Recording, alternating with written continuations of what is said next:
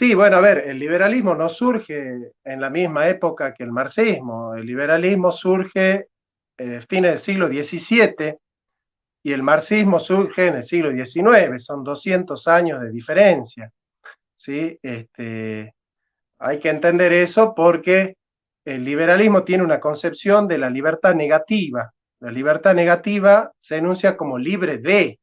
El libre de es la indeterminación, es decir, el sujeto es libre cuando su voluntad se mueve sin la determinación de su naturaleza, por eso hay ideología de género, aborto y eutanasia, y sin la determinación moral extrínseca y sin la determinación religiosa. Ahora, el marxismo busca la libertad positiva, es decir, la libertad de medios para poder conseguir los fines. De esa libertad de medios, evidentemente, el Estado es el medio a través del cual el marxista puede llegar a conseguir su libertad, ¿sí? Pero bueno, es una etapa del desarrollo del pensamiento liberal, es decir, el pensamiento liberal con Kant comienza con la libertad negativa y con Hegel desarrolla la libertad positiva. Pero bueno, entre Kant y Hegel hay por lo menos 150 años.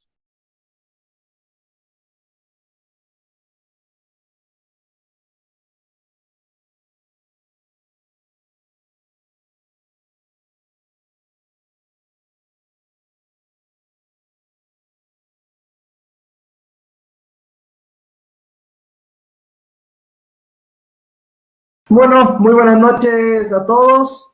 Estamos volviendo aquí a este espacio, Salvemos las Dos Vidas de Formación, este espacio que se ha extrañado tanto. Encantados de recibir un invitado grandioso con su hijita hermosa desde Argentina. Buenas noches, Mauri, buenas noches, Jonathan. Bueno, estamos retomando este ciclo formativo con este tema que está tan fuerte, darnos cuenta cómo las ideas tienen una correlación a lo largo de la historia, tienen una continuidad, o sea, no es que las ideas de hoy en día del aborto y todo eso aparecieron de repente, sino que tienen un trasfondo histórico, tienen desde el propio lenguaje un asidero en el pensamiento de la humanidad desde todos los tiempos, ¿no? Entonces, vamos a ir revisando lo que son tanto los fundamentos pro vida como los fundamentos pro aborto, y vamos a ir desarmando cómo es esa mentira posmoderna, ¿no? Que nos presenta el abortismo el día de hoy. Y bueno, nada, no sé si quieres decir algo, Mauri, antes de empezar. Y presento a Jonathan.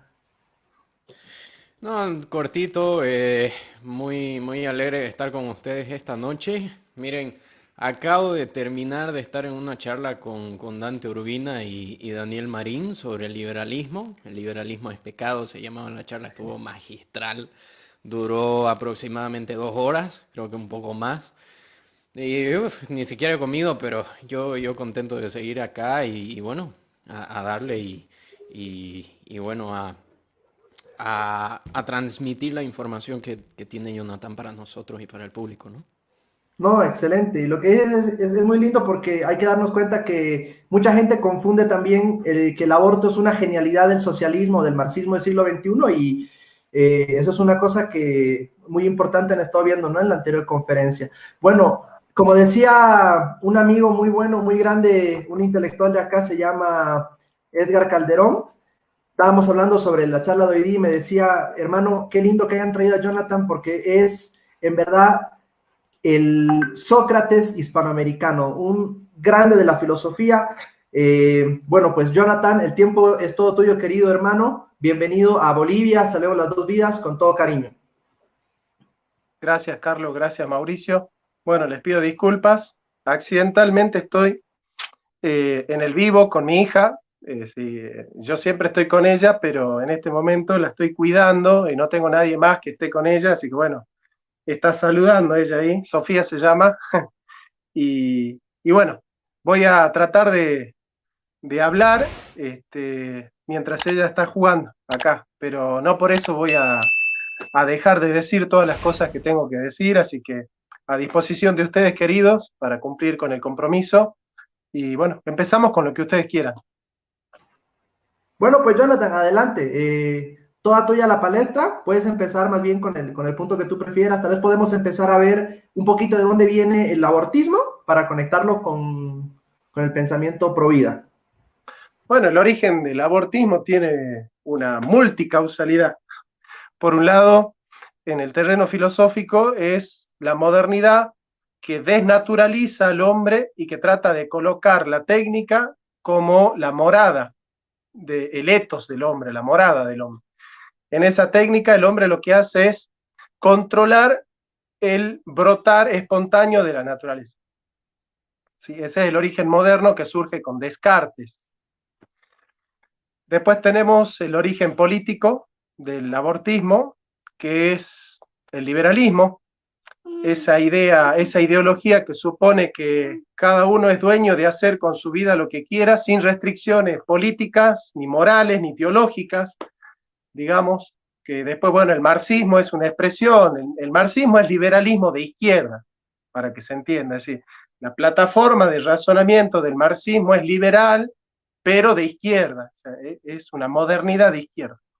Y después, bueno, el origen geopolítico son las agencias internacionales, las oligarquías financieras internacionales, que tienen como objetivo el control de la natalidad, el control de la demografía, el control de la población, con objetivo de, son maltusianos, de reducir la población para poder controlar los recursos, para poder medir los recursos, sobre todo los recursos de los países del tercer mundo, que son los países que tienen materias primas, sobre todo el agua y la tierra, que son productos que le interesa mucho a los metacapitalistas, ¿no es cierto?, poder usurpar.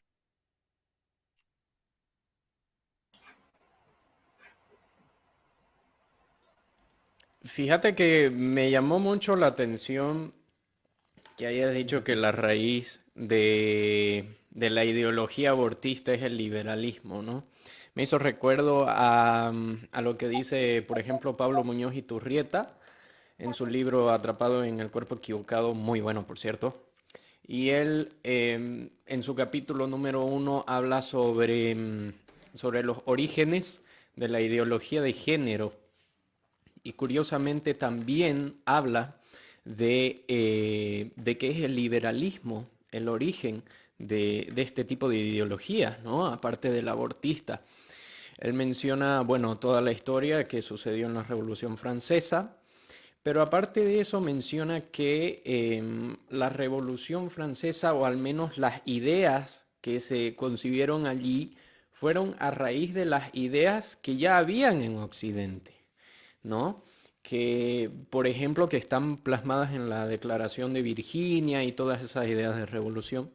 Y él asimismo menciona que tanto liberalismo como comunismo nacen, por así decirlo, al mismo tiempo, ¿no? Son parientes o son hermanos, y es aquí que nace la noción de tanto yo puedo hacer lo que quiera con mi vida porque soy libre, por la parte liberal, pero por la parte comunista tenemos yo quiero lograr esa libertad por medio del Estado, ¿no?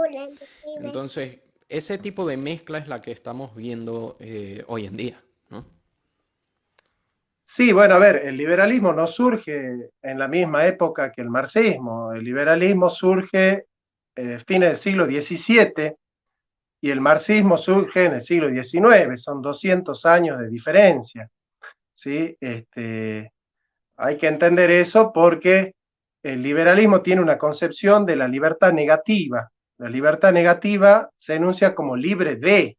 El libre de es la indeterminación, es decir, el sujeto es libre cuando su voluntad se mueve sin la determinación de su naturaleza, por eso hay ideología de género, aborto y eutanasia, y sin la determinación moral extrínseca y sin la determinación religiosa.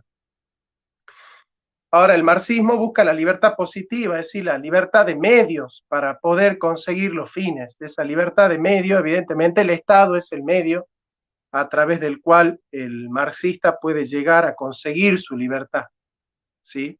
Pero bueno, es una etapa del desarrollo del pensamiento liberal, es decir, el pensamiento liberal con Kant comienza con la libertad negativa y con Hegel desarrolla la libertad positiva.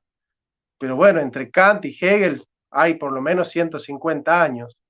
Entonces, eh, entender un poco ese proceso también es interesante, ¿no? Kant es del siglo XVIII, Hegel es ya de principios del XIX. Sin embargo, el marxismo propiamente se instala como poder global en el siglo XX.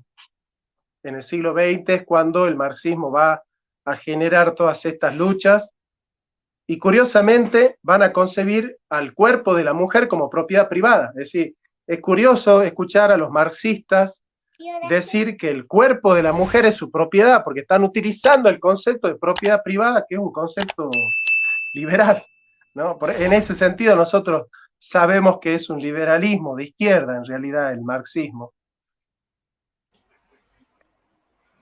Y en eso es donde podemos más o menos conectar con la idea de posmodernidad, ¿no? Que toda esta determinación que vendría dada por la propia naturaleza de la mujer y la propia naturaleza de la maternidad vendría a ser una cárcel o una especie de prisión para ejercer la verdadera libertad, entre comillas, que esta gente profesa, ¿no? Pero esta forma de ver la libertad estaría erosionando la familia, estaría erosionando la comunidad, estaría erosionando incluso la soberanía nacional, ¿no? Y esos son, de cierta manera, intereses, como decías hace un ratito, ¿no? Metacapitalistas. Papá, quiero ver mi celular. Sí, sí, mi amor. Sí, en realidad el metacapitalismo surge en el consenso de Washington. En el consenso de Washington, John Williamson desarrolla lo que son los 10 puntos del consenso, y en el consenso de Washington están, por un lado, los neoliberales, o los liberales globalizantes, si se quiere, y los socialdemócratas. Tenés el globalismo de izquierda, que es la socialdemocracia, y el globalismo de derecha, ¿sí? ¿Y qué es lo que plantean? La destrucción del Estado Nacional. El progresismo a través del Estado como resorte de las oligarquías financieras internacionales. Nosotros tenemos las UPCAT y las UPSAT. Papá, ¿qué pasó? Ahí te prendo. Las UPSAT son las unidades políticas sin asiento territorial, que son las oligarquías financieras internacionales, y las UPCAT son las unidades políticas con asiento territorial, que son los estados nacionales.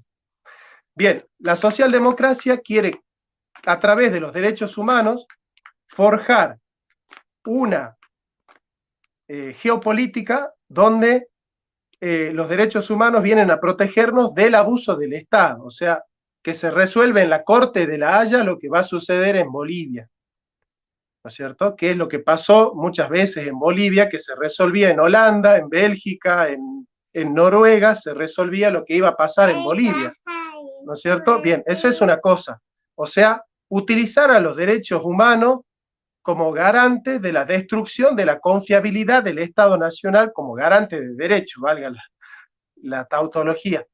Y por otro lado, el liberalismo busca la destrucción del Estado porque el Estado es el garante de la corrupción, la delincuencia, el robo y la injusticia, ¿no es cierto?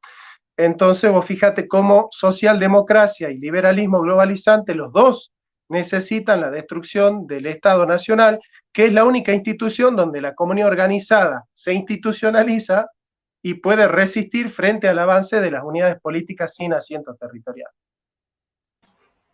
Mira qué curioso lo que pasa en Bolivia. Es increíble cómo están reventando, sí, como decía, ¿no? La soberanía nacional, mientras nos hacen creer que se está manteniendo esta soberanía nacional, ¿no? Por medio del discurso de la soberanía de los pueblos indígenas y todo lo demás, dándole ciertas representaciones, digamos, en lo que sería el Parlamento, por ejemplo, pero mientras tanto, se acusa de colonización ideológica a cualquier cosa que venga del lado de Occidente, ¿no?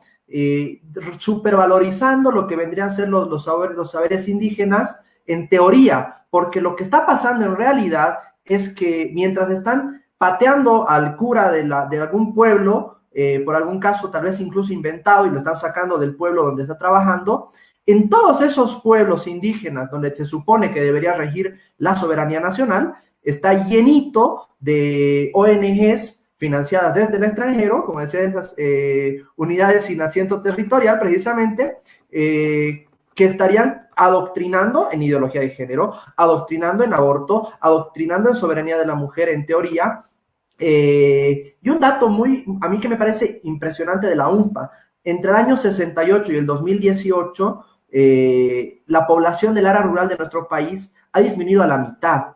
Y es absurdo pensar que esa disminución de esa población haya sido únicamente por un fenómeno migratorio, ¿no? Que sea exclusivamente migratorio. Cuando nosotros tenemos, por ejemplo, la data de lo que ha sido el Yaguar Maiku, no sé si alguna vez escuchaste de esto, Sangre de Cóndores, que es un documental que sale en los años 70 sobre la esterilización masiva de los cuerpos de paz de los Estados Unidos en Perú y Bolivia, ¿no? Entonces, estamos viviendo en una burbuja, ¿no? ¡Wow! O sea, estamos protegiendo los saberes indígenas y ancestrales, pero por debajo están liquidando a nuestra gente y liquidando todo lo que pueda ser la tradición de nuestro país entre todas esas cosas, ¿no? Bueno, lo que pasa es que el territorio, es un elemento que debe ser siempre guiado a través de la demografía. Si el territorio es poder, eso lo enseña, por ejemplo,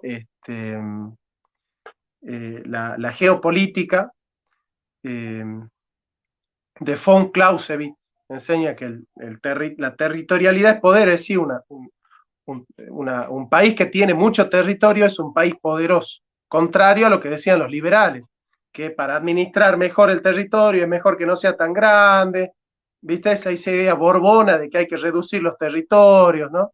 No, el territorio es poder. Ahora, el territorio se controla cuando vos tenés población. Por eso Alberdi decía, gobernar es poblar, ¿no es cierto? Bien, y ahora si vos despoblas el territorio, ¿para qué lo haces?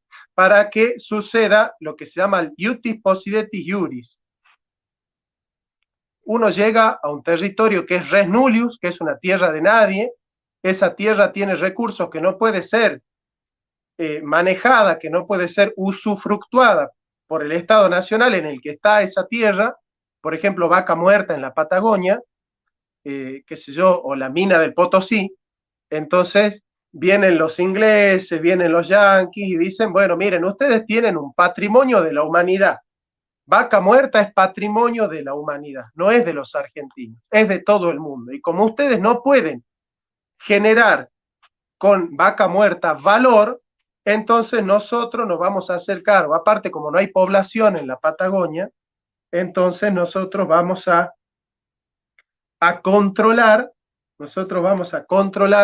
ese territorio. Entonces, el despoblar a los territorios del tercer mundo tiene un objetivo económico así muy, muy preciso, ¿no? Siempre se usaron guerras para poder despoblar a la humanidad por cuando no alcanzaban los recursos, pero claro, ya no es elegante hacer guerras, así que ahora utilizan otros medios. Algo que mencionaste me hizo recuerdo a que un claro ejemplo de lo que está pasando respecto a esto es España, ¿no? Concretamente porque España se está quedando sin juventud porque la tasa de abortos es altísima, ¿no? Y un amigo mío comentaba, y me parece que tiene mucho sentido común lo que decía, que, bueno, España a lo largo de los años, con el aborto legal, ha ido disminuyendo su juventud. Ya no hay mucha juventud. Y bueno, por lo tanto, ya no hay mucha mano de obra, ¿no? Solo están quedando ancianos. Entonces, ¿qué hacemos? Bueno, los ancianos, así seguramente piensan, los ancianos ya, o sea, no son útiles respecto a mano de obra. Bueno, legalicemos la eutanasia, ¿no? ¿Y qué hacemos? Estamos sin mano de obra. ¿Qué hacemos? No tenemos juventud, los ancianos se están muriendo. Traigamos a extranjeros. Y eso está causando una crisis tremenda en España, ¿no es cierto? Bueno, sí, sí, sí. Bueno, acá los liberales en la Argentina despoblaron la Patagonia, ¿no es cierto? Por la campaña de Roca en el desierto, Mitre, Sarmiento, Avellaneda, todos asesinos, ¿no? Acá en la Argentina los liberales fueron todos asesinos. De hecho, Sarmiento, en memorias, en sus memorias y en Recuerdo de Provincia, dice: yo soy militar, asesino. Y, y claramente Sarmiento y Roca han despoblado al territorio, matando a los indios y a los gauchos, y traían gente de Europa, ¿no es cierto? Pensaban que la civilización es Europa, ¿no? O sea, el modelo civilizatorio es Europa, y en eso coinciden Marx y Sarmiento, o sea, la izquierda y la derecha coinciden en sostener que la única manera de ser civilizado es ser civilizado a la europea, que si vos no seguís el modelo de Nueva York, de Los Ángeles, de Florida, de Alemania, de Inglaterra, no sos civilizado. La única manera de ser culto es leer lo que dice el último francesito de moda, digamos, ¿no? Entonces, frente a eso, surge una filosofía profundamente criolla, que es la que cultivamos nosotros, que somos criollos, que somos la última raza, la raza más joven, la raza criolla.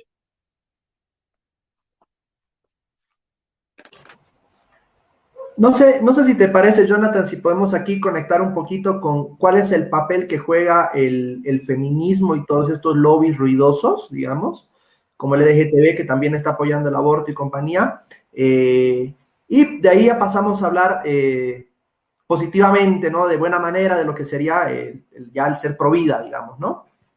Bueno, el feminismo es el brazo izquierdo de las UPSAT, de las unidades políticas sin asiento territorial, que buscan a través del lobby de los derechos humanos destruir la soberanía de los estados. A ver, si yo te digo que la Argentina no es buena para salvaguardar los derechos de las mujeres, que las mujeres deben ser cuidadas en Londres, en Manchester, en Liverpool o en La Haya, ¿yo qué te estoy diciendo? Que en La Haya se va a resolver la educación religiosa en Salta.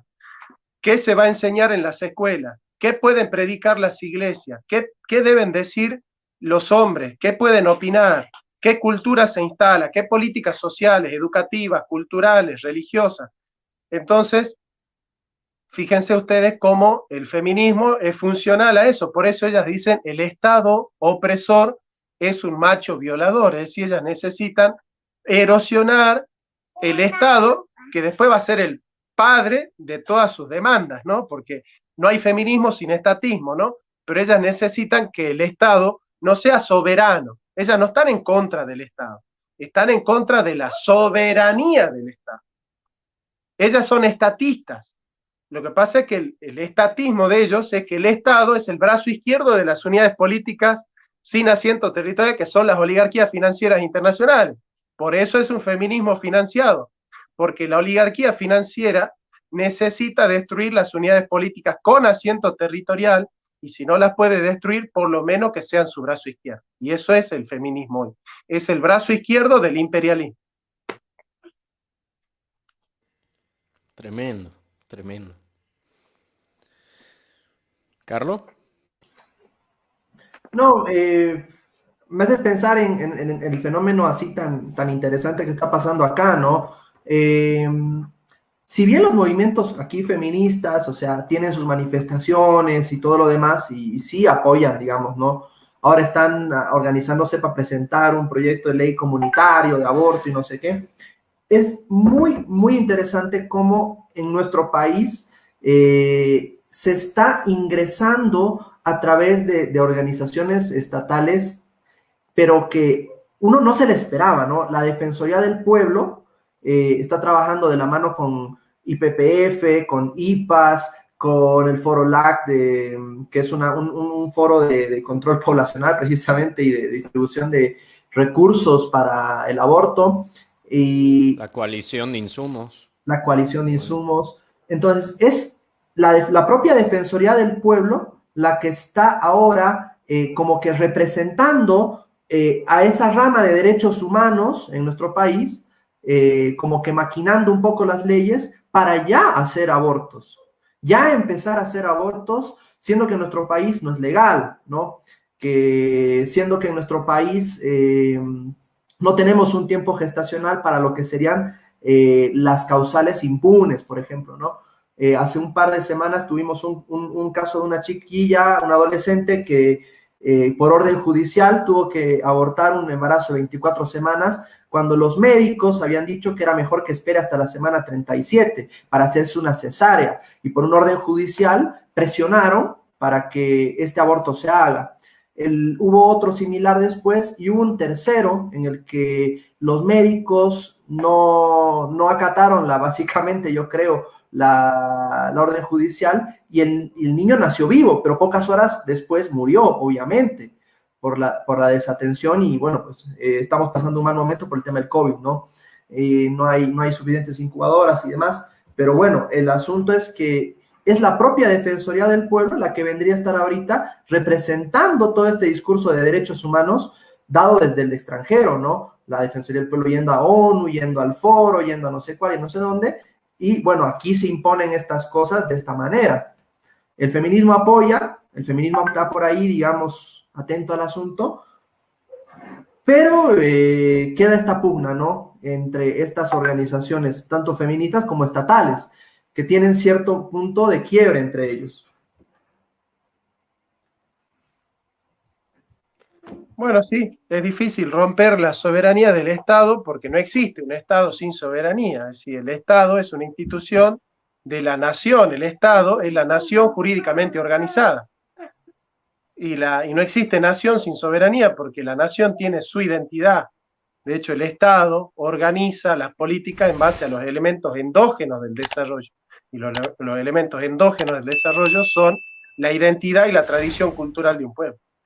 Entonces, todas estas ideologías que tratan de romper la identidad de un pueblo a través del multiculturalismo, del pluriculturalismo y de todos estos inventos ideológicos, lo que hacen es justamente destruir la cohesión identitaria de un pueblo. Por eso Ortega dice, los pueblos tienen ideas pero viven en creencias. Las creencias son la religión y la cultura de un pueblo, que cuando se destruyen el pueblo queda sin etos. Por eso Peter Sloterdijk habla, por ejemplo, de nihilismo placentario. Es decir, el pueblo ya no tiene una placenta donde poder asir su identidad, su cultura y su destino. Excelente.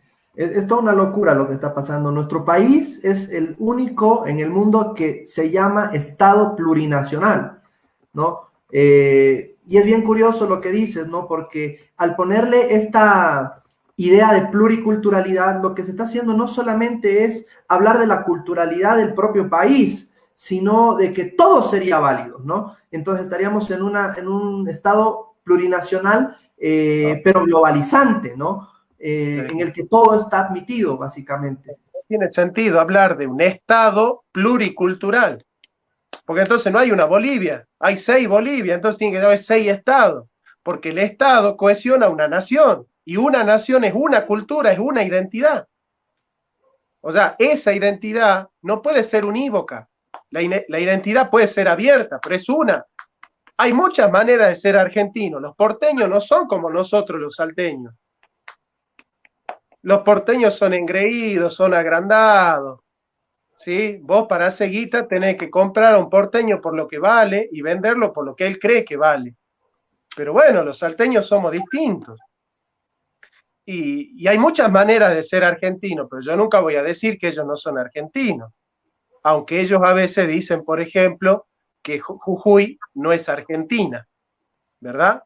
Hemos escuchado hablar, por ejemplo, a Patricia Bullrich, decir, bueno, en Jujuy y en la Argentina están habiendo problemas económicos, como si Jujuy estuviese fuera de la Argentina. Pero hablar de un Estado pluricultural es no entender lo que es un Estado. O sea, el Estado cohesiona una nación. No puede haber un Estado para 20 naciones distintas. Hay una nación y esa nación no es unívoca. Hay muchas maneras de ser boliviano, pero Bolivia es una sola. O sea, el Estado tiene que representar el ser boliviano, no el ser diaguita, el ser cachaquí, el ser criollo, el ser ario, el ser esto o el ser aquello. ¿Se entiende? O sea, es no entender qué es el Estado, es no entender, es no haber aprobado el primer año de ciencias políticas. Hablar de un Estado pluricultural, de un Estado plurinacional. Bolivia es una sola, y dentro de Bolivia están los diaguitas, los calchaquíes, y lo que sea.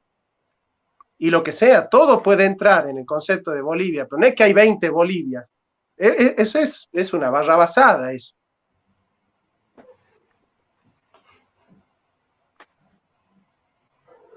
Dale, Mau. Me da mucha gracia porque, o sea, desde el título, digamos, pretenden adoctrinarnos, ¿no?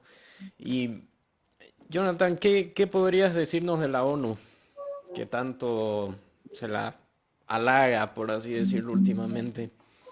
Eh, ¿Será posible que la ONU eh, esté, digamos, planeando gobernar a los estados, quitar la soberanía a los estados para que sea la ONU, digamos, una especie de gran hermano, por así decirlo?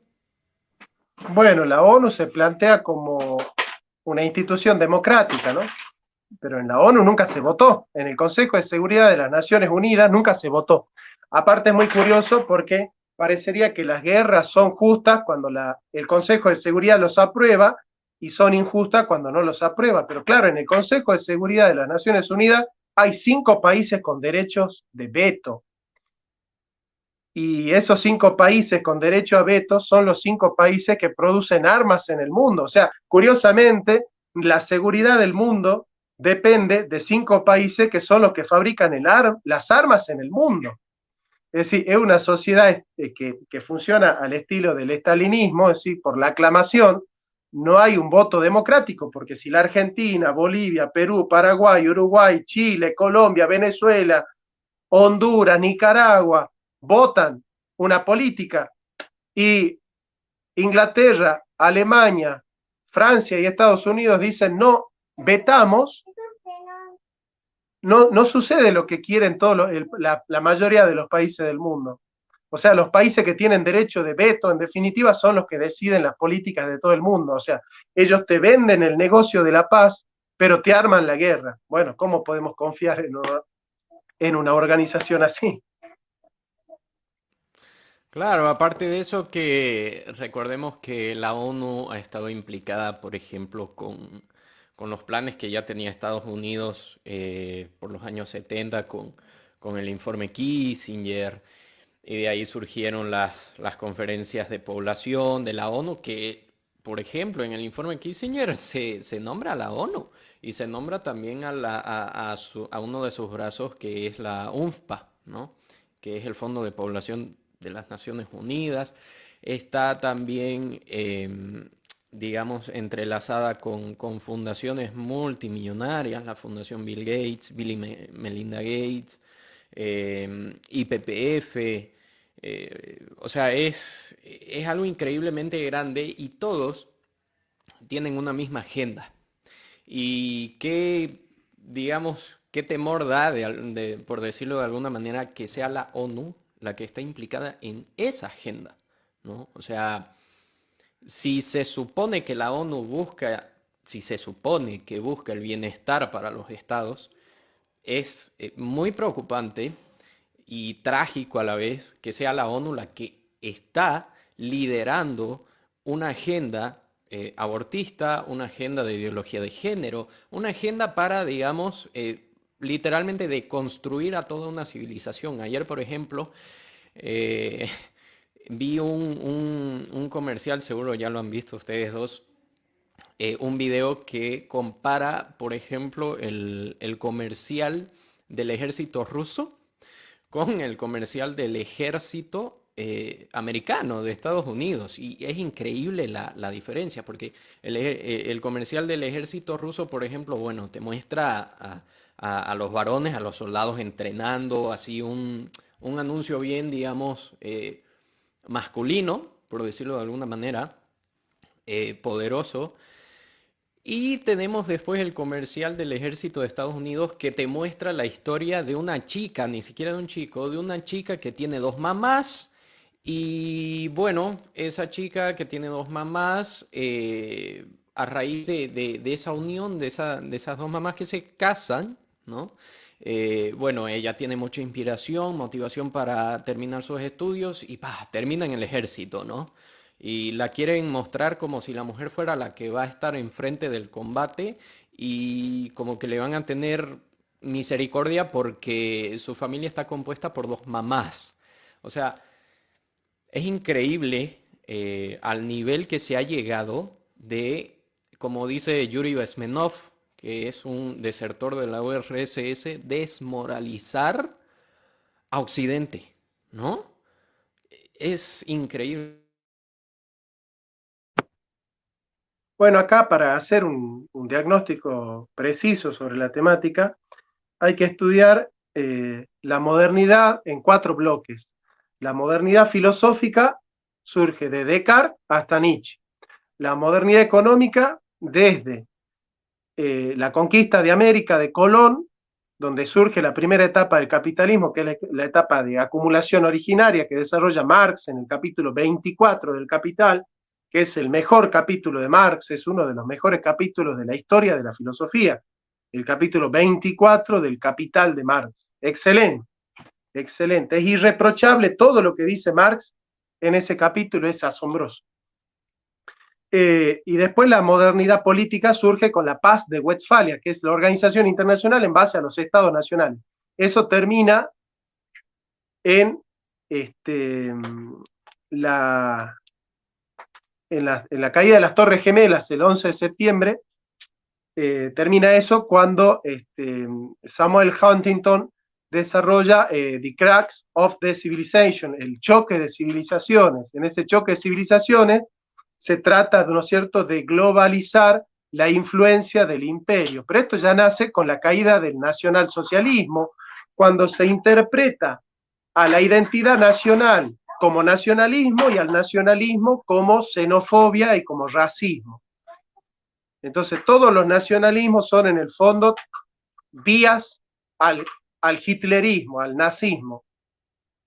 Entonces, la única manera de solucionar el racismo, la xenofobia y el nazismo, ¿no es cierto?, es eliminar la identidad de las naciones. O sea, si Hitler utilizó la identidad de las naciones para destruir a los judíos, entonces no es bueno hablar de identidad nacional. Entonces ahí surge, eso lo inventa el lobby hebreo internacional, la política postnacional.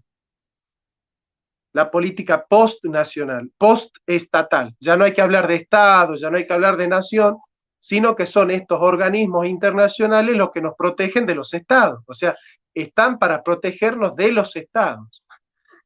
Bueno, entonces, haciendo esa sintomatología, si alguien quiere escribir algo sobre el nuevo orden mundial, tiene que decir que el viejo orden mundial es de la paz de Westfalia hasta el juicio en Nuremberg, hasta ahí. ¿Sí? Hay que escribir de la paz de Westfalia hasta el juicio en Nuremberg, ahí tenemos el viejo orden mundial. Y de los juicios de Nuremberg hasta la caída de las Torres Gemelas en el 11 de septiembre se va gestando lo que es el nuevo orden mundial, que hoy está más vigente que nunca, salvo un paréntesis que fue Trump, digamos. Fantástico. A mí me encanta escucharte, Jonathan. Y mira, ahorita no estoy haciendo apuntes ni nada porque quiero tener toda mi atención aquí en la conversación, pero realmente la recomendación para todo el mundo es en estas conversaciones tener un lápiz y papel para ir tomando nota, y todo este paseo por la historia, por tanta información, es importante ir teniéndola anotada. Y a mí me toca definitivamente volver a ver esta conversación para sacar mis apuntes. Bueno, vámonos para lo que sería ser pro vida entonces. Hemos empezado hablando de cómo el abortismo viene de esa pelea en contra de la determinación natural, ¿no? Todo lo que vendría a ser la determinación, cualquiera que sea, estaría atentando contra mi libertad, ¿no? Y estamos hablando precisamente de conceptos propios de lo que estábamos hablando, un liberalismo, ¿no? ¿Qué buenas razones tenemos más bien para defender este orden natural y para defender la vida, ¿no? Para ser pro vida en el siglo XXI. Como que hacen la burla, ¿no? Estamos en el siglo XXI, ¿cómo no vas a apoyar el aborto? No, pues seguramente hay buenísimas razones para ser pro vida en el siglo XXI. Bueno, el hombre puede hacer lo que quiera, pero no puede querer cualquier cosa. Si en nombre de la libertad yo no puedo decir que bueno, que yo tengo derecho a hacer lo que quiera. Con mi cuerpo sí puedo hacer lo que quiera, pero no con el cuerpo de otro. Eh, Eso. Y bueno, básicamente, digamos, lo que es el, el fundamento pro vida tiene tres ramas, tres raíces: la científica, la filosófica y la jurídica. En la científica, la ciencia dictamina que hay un nuevo individuo en la especie humana con la unión de los gametos. Porque hay un nuevo individuo que tiene un código genético distinto, una autonomía celular, etcétera, etcétera, etcétera. Está en el cuerpo de la madre, pero no es el cuerpo de la madre.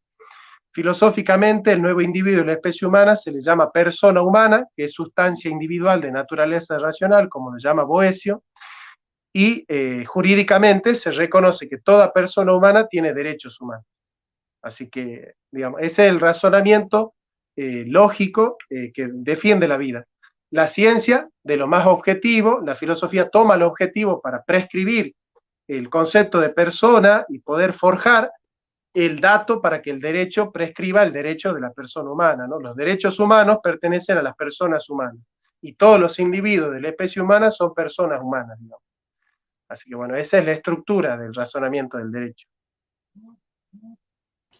Y existe, o sea, y en la política, digamos, moderna, cientificista o científica, como se intenta defender, la política tendría que hacerse anulando totalmente cualquier noción filosófica. De hecho, ahora yo estoy estudiando algo de ciencias políticas y es una conversación frecuente, ¿no? En clase, ¿no? Que los profesores defienden que tiene que haber una ciencia política científica, ¿no? La política tiene que ser científica, las leyes tienen que ser científicas y estaríamos sacando, como decías bien en un principio, cualquier atisbo de moral o de filosofía, como si la filosofía fuera algo malo, pero estaríamos olvidando los fines últimos tanto de cualquier cosa como como la propia política, digamos, ¿no? Cuando yo escucho a un economista liberal decir que la economía no necesita de la religión o la moral o la fe, estaría olvidando el fin último de la economía, que es tomar decisiones en un Estado-nación, ¿no? Para poder orientar ese Estado-nación, o en una economía más micro, orientar las decisiones de una familia, de un emprendimiento, de cualquier cosa, ¿no? Bueno, a ver, que se diga que la ciencia política es científica y por lo tanto la ética no tiene nada que ver, es justamente un prejuicio moderno. Para la modernidad, la ética no es una ciencia. Para Aristóteles, la ética es una ciencia práctica, es una ciencia teórica con orientación práctica. ¿Por qué la ética es una ciencia? Porque tiene conocimientos que parten de un análisis minucioso de la realidad del hombre, de la naturaleza del hombre, y descubre en la causa formal, es decir, en la naturaleza del hombre, descubre el sentido de la causa final. Y la causa final es el para qué fue hecho el hombre. Y ahí están dadas las prescripciones de la ética, en el sentido de la vida. O sea, la ética lo que hace es prescribir el sentido, pero la prescripción del sentido depende de la descripción de la naturaleza, si no sería totalmente arbitraria y caprichosa, y entonces cada hombre tendría el deber que quiera. Y yo no tengo el deber de aprender a volar con mis alas, porque no tengo alas, y yo no tengo el deber de matar a la población mundial, porque ese no es el sentido de la vida humana. Entonces, una vez que se descubre la estructura formal de la naturaleza humana, se descubre en ella los derechos y los deberes.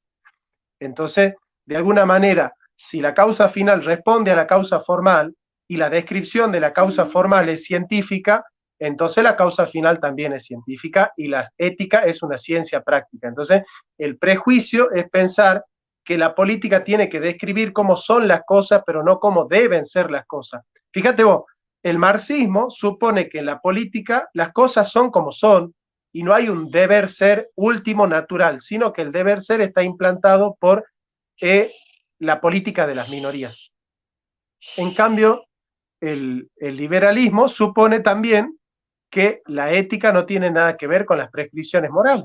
Por eso el liberalismo no habla de justicia social, de contrato justo, de intercambio justo, equitativo, digamos, también, o sea, el liberalismo surge de un divorcio entre ética y economía, y el marxismo surge del divorcio entre ética y política. Ahí te lanzaría Súper la claro. pregunta. O dale, Mauri, si tú tenías algo ahí importante.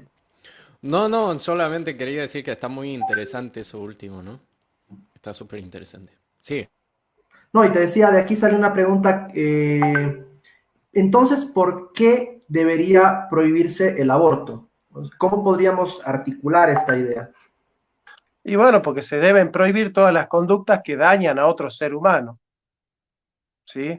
O sea, toda conducta que lastima a otro ser humano es una conducta que le impide al otro ser humano seguir siendo lo que es. Por ejemplo, Carlos es viviente. Si yo lo mato a Carlos, Carlos deja de ser Carlos, deja de ser lo que es. Y cada ser humano tiene derecho a ser lo que es. Si Carlos es racional y yo le prohíbo conocer la verdad, estudiar o educarse, le estoy prohibiendo ser lo que es. Si Carlos es un ser humano libre y yo le prohíbo elegir, entonces le estoy prohibiendo ser lo que es. Si Carlos es un ser social y yo le prohíbo tener amigos o familia, le estoy prohibiendo ser lo que es.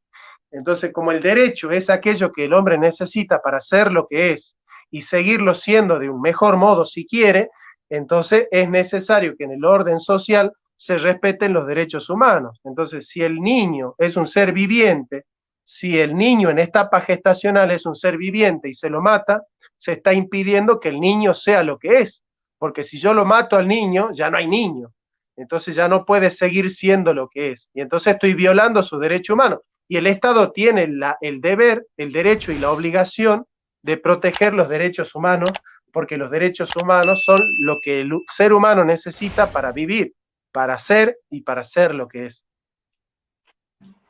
Aquí tenemos una distinción de dos tipos de abortistas que hablábamos alguna vez con Mauricio, ¿no? Está el abortista que acepta que hay una vida humana, ¿no? Pero que está, o sea, que sinceramente dice, sí hay una vida humana y yo creo que hay un justificativo para matarlo. Y habría otro grupo de abortista que sería el que se niega a pensar que hay una vida humana, tal vez por algún tema de disonancia cognitiva por ahí, ¿no? Para no sentirse mal de estar matando a alguien, pero se habrían esta distinción. No sé si te acuerdas de eso, Mauri. Sí, sí, por supuesto.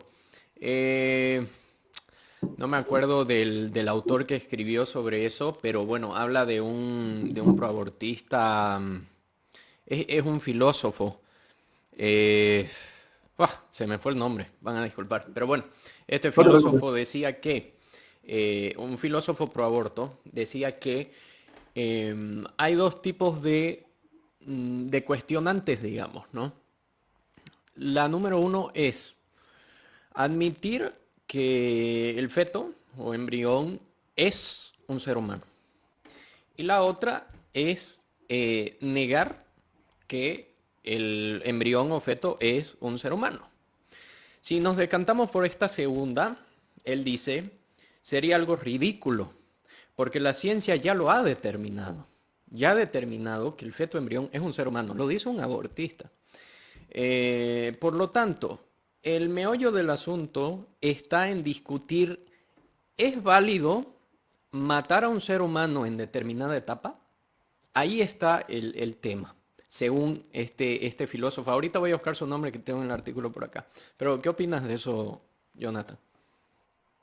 Bueno, efectivamente, si una feminista dice, yo defiendo la vida, lo que pasa es que hasta los 3 meses no hay vida humana, bueno, en el fondo ella es pro vida, lo que pasa es que no entiende dónde nace la vida humana. El problema es con aquel que acepta, como Gloria Álvarez, por ejemplo, ella acepta que la vida nace desde la concepción, que la vida humana nace en la concepción, y sin embargo es abortista. Esa es la peor de todas, porque está negando el valor de la vida. O sea, la vida humana o tiene valor absoluto o tiene valor relativo. Si tiene valor absoluto, todo ser humano tiene derecho a seguir viviendo. Si tiene valor relativo, esa relatividad depende de la coyuntura política, ¿eh? Y por ejemplo, el día de mañana viene un conservador relativista y dice, bueno, las feministas no tienen derecho a vivir. ¿Por qué? Porque matan. Si la feminista mata, no tiene derecho a vivir. Entonces, si el derecho a vivir es relativo, puede ser relativo para ella o para nosotros. O sea, si ellas instalan que el derecho a vivir es relativo, puede ser relativo a cualquier cosa, ¿no? Porque lo relativo tiene esa característica, puede ser relativo a lo que sea. Por ejemplo, Philip Dick escribió un cuento que se llama Las prepersonas, donde en un futuro distópico hay niños que son abortados a los 12 años, porque el criterio para decidir cuándo hay persona humana es tener la capacidad de hacer cálculos algebraicos de primer grado. Entonces, claro, si el origen de la vida humana es relativo, puede ser relativo a lo que sea. Perdón, Jonathan, perdón que te interrumpa. Sí. ¿Quién menciona esa idea? Philip Dick. Philip Dick. Ok, gracias. Así que bueno, muchachos, esa es un poco la cuestión. La cuestión es esa, digamos, romper con la técnica como nuevo régimen ontológico, recuperar la paz de Westfalia, que es la organización internacional basada en los estados nacionales, recuperar el derecho de gentes, que es el derecho de Francisco de Vitoria, que dice que todo ser humano tiene derecho a la autodeterminación, a la libertad y a la vida, porque los derechos humanos no nacen con la Revolución Francesa, nacen con Francisco de Vitoria, que es uno de los fundadores de la ciudad de Salta, por ejemplo. El derecho español, que es el mejor de todos, y recuperar, ¿no es cierto?, el pensamiento clásico en todas sus esferas. Así que yo los felicito, muchachos, por lo que están haciendo. Realmente es muy loable su trabajo, así que quedo a disposición de ustedes para lo que necesiten. Mira, Jonathan, primeramente muchas gracias. Hay algunas consultas aquí rapidísimas para que puedas responder. Vale. Por ejemplo, Mariana Cajías, un saludo. Consulta, ¿qué libros de filósofos políticos recomiendas?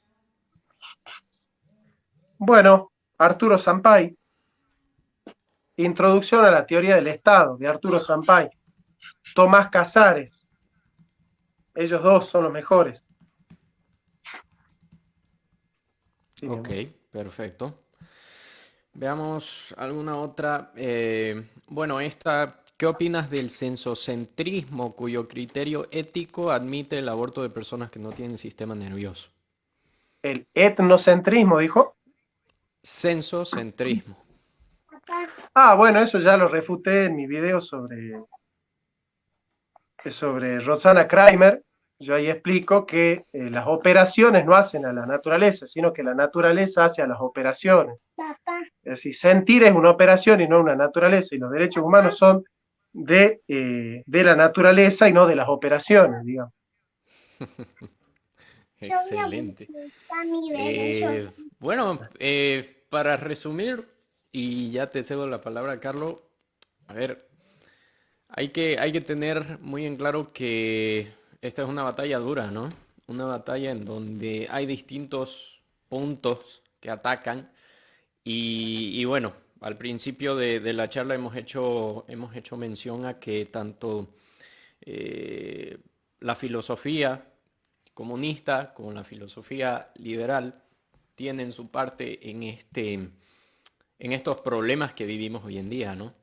Y bueno, que fuera de eso hay que volver a las doctrinas clásicas, a los derechos que se forjaron antes de los derechos humanos, porque mucho se piensa que los derechos humanos, como, bueno, se forjaron desde la Revolución Francesa, pero eso es falso. Los derechos humanos ya existían antes de la Revolución Francesa, gracias justamente a Francisco de Vitoria, como mencionó Jonathan. Pero bueno, después ya vino la Declaración de los Derechos del Hombre, ¿no? Con la Revolución Francesa. Y nada, o sea, realmente hay que estar seguros que estamos en la postura correcta, porque sí lo estamos. Hay que ser objetivos y nada. Carlos. Nada, muchas gracias, Jonathan, por más bien estar con nosotros. A todos los que están viendo, búsquenlo en YouTube, tiene material fantástico. ha hablado muchísimo del tema pro vida, muchísimo del aborto, entonces, de admirar tu trabajo, querido Jonathan, también. Nosotros aquí estamos empezando a formarnos y bueno, llevamos formándonos un tiempo, pero como esta formación nunca para, este tipo de conversaciones son una invitación, ¿no? Precisamente a darse cuenta que ser pro vida puede ser una linda causa, pero necesita muchísimo compromiso también. Tenemos que sí o sí salir de la improvisación para poder dar la batalla de manera digna. Y a cualquier político que esté queriendo ponerse la bandera celeste, bueno, pues que también tome esa misma responsabilidad de no improvisar y decir que es pro vida solamente por ese par de votos que están ahí, sino para hacerlo con convicción. Y es una cosa que te pide todo el día, que noticias, que videos, que la charla con Jonathan Ramos y todas las cosas que pueda uno encontrar. Nada, muchas gracias, querido Jonathan. Si quieres dar una última noción, te doy la última palabra y nos despedimos de los chicos que nos han seguido. Bueno, ha sido un gusto, Carlos, Mauricio, una formación excelente la de Mauricio, realmente, felicitaciones. Nosotros vamos a trascender el esquema pro vida, porque la agenda pro vida es muy cortita. Nosotros somos pro hombre, pro humano, somos humanistas. Respondemos a las políticas que son del hombre, por el hombre y para el hombre, ¿sí? Y no que responde a la sumisión del hombre por el Estado, del hombre por la oligarquía financiera, del hombre por la casta política, del hombre por la máquina, del hombre por el mercado.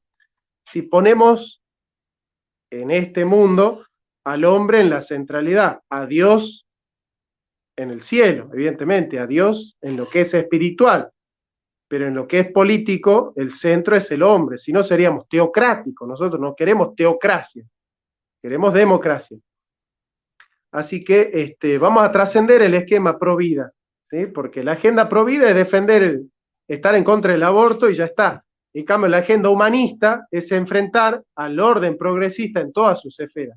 Así que, nada, yo les recomiendo que vamos a una agenda humanista, que empecemos a hablar de movimiento humanista, porque eso es lo que ellos quieren destruir, el humanismo, ¿no? O sea, la dignidad del hombre, la dignidad del homo, la humanitas del homo humanus, decía Heidegger, ¿no? En la carta sobre el humanismo. Así que bueno, les mando un saludo enorme, les pido disculpas por la coyuntura de haber tenido que cuidar a mi hijita, pero bueno, para mí no es un problema cuidarla, sino no tener la entereza como para poder dialogar con ustedes de una manera mucho más suelta, pero he podido decir todo lo que hubiese dicho de todas maneras, así que en ese sentido no me he guardado nada. Les mando un abrazo grande y que Dios los bendiga mucho. Gracias por haberme invitado. Un abrazo grande, pues. Gracias a todos por estar aquí. Chao, Mauricio. Chao, Jonathan. Chao, hermano. Muchas gracias. Dios los bendiga.